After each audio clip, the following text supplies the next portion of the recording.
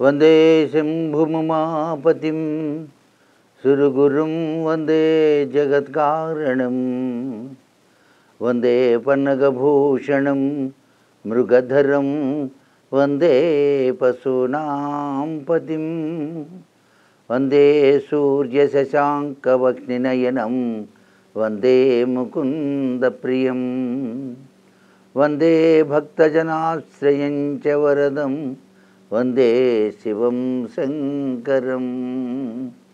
ఓం నమః శివాయ. ఆశుతోషుడు, అభయంకరుడు, గ్రహ నక్షత్ర మాలికాధరుడైనటువంటి పరమేశ్వరుని యొక్క ఆదిదేవుని రూపంలో అంతరార్థాలు చాలా విశేషంగా మనకు కనిపిస్తాయి. ఆయన యొక్క లింగాకారం చాలా విశేషకరమైన ప్రభావాన్ని కల్పిస్తోంది. అందుకనే లింగ ఆకారంలోనే అన్నీ కూడాను సకల జీవరాశులు కూడాను లీనమైపోతాయి అంటోంది శాస్త్రం. అలా చూపించడానికే ఆయన లింగాకారంలో మనందరికీ కూడా దర్శనమిస్తున్నాడు. ప్రళయకాలంలో సమస్తం కూడాను ఆ లింగంలోనే లీనమైపోతుంది. కాబట్టి విశ్వ చైతన్యమంతా లింగాకారమని, భూమి పానవట్టం అని చెప్పేసి మనం భావించాల్సి ఉంటుంది. సదాశివుని నిష్కల రూపమే ఆ యొక్క లింగ రూపంగా భావించి మనం ప్రతినిత్యం ఆ లింగ రూపానికే నమ్మక చమక పారాయణాదులతో అభిషేకార్చనలు చేస్తాం.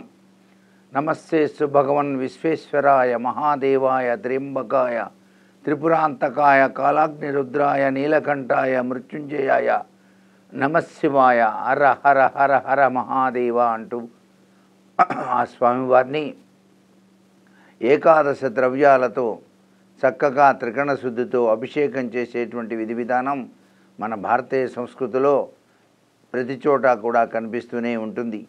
ఏ ఇంట ప్రతినిత్యం నిత్యాభిషేకం జరుగుతుందో, ఏ ఇంట ప్రతి సోమవారం కూడాను శివతత్వానికి సంబంధించినటువంటి పూజలు నిర్వహించబడతాయో, ఏ ఇంట మాస శివరాత్రి నాడు తప్పనిసరిగా ఇంటిల్లిపాది ఉపవాసం ఉండి పరమేశ్వరునికి లింగార్చన చేస్తారో వారి కుటుంబం, వారి వంశము దివ్యవంతమైనటువంటి అభివృద్ధి చెంది వారి జీవితం సుఖశాంతులతో సంపన్నతతో తూగి తీరుతుంది అని చెప్పేసి మనకు శాస్త్రరీత్యా చెప్పినటువంటి అమోఘవంతమైనటువంటి ప్రభావం. పరమేశ్వరుని అర్చన చేసేటప్పుడు ఏకాదశ ద్రవ్యాలతో పంచామృతాలతో అభిషేకం చేయాలి. ఈ అభిషేక తీర్థాన్ని తీసుకొని ఇంటి గుమ్మం పై భాగాన అలా అలా అలా చల్లాలి. అలా చల్లినట్లయితే మీ ఇల్లంతా కూడాను శివమయం తత్వంలో విరాజిల్లుతుంది. అంతేకాకుండా ఎటువంటి రుగ్మతలు కూడా లేకుండా ఇంటిల్లిపాది కూడాను ఆరోగ్యప్రదమైనటువంటి జీవన విధానాన్ని కొనసాగించడానికి ఆస్కారం అత్యధికంగా ఉంటుంది సుమా అనేటువంటి విషయాన్ని ప్రతి ఒక్కరూ కూడా గ్రహించాలి.